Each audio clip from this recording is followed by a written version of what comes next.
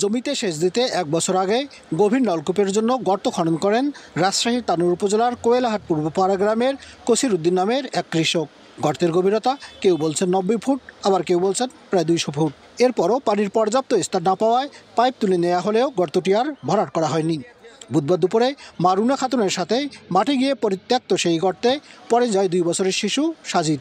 আমি সামনে হেঁটে গেছি, আমার পোলাটা পিছে পিছে যাচ্ছিল, যাতে লাগে পিছলা পড়ে গেছে। আমি পিছে ঘুরে তাকায় দেখছি ছাওয়াল আমার মা মা করে ডাকছে। আমি পিছে ঘুরে তাকায় দেখছি ছাওয়াল নাই, গর্তে থেকে মা মা করে ডাকছে।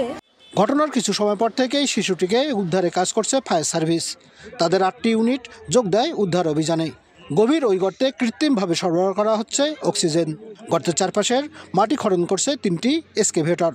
42 ফুট পর্যন্ত খনন করে এবং 48 ফুট পর্যন্ত ক্যামেরা পাঠিয়েও সন্ধান মেলেনি শিশুটির। ফায়ার সার্ভিসের কর্মকর্তারা উদ্ধার এই অভিযানকে স্পর্শকাতর জানিয়ে বলছেন, বিশ্বের কোথাও এমন কোনো প্রযুক্তি নেই যে এত গভীর গর্ত থেকে তাৎক্ষণিকভাবে কাউকে উদ্ধার করা সম্ভব। শেষ প্রান্ত পর্যন্ত আমরা এক্সকেভেটরের সাহায্যে মাটি খনন করা হচ্ছে, সেই পর্যন্ত আমরা যেতে পারবো আশা করছি কিছুক্ষণের মধ্যে। আমরা সেখানে যে দেখব যে কী কারণে 6 ইঞ্চি পাইপটা সেখানে যাচ্ছে না।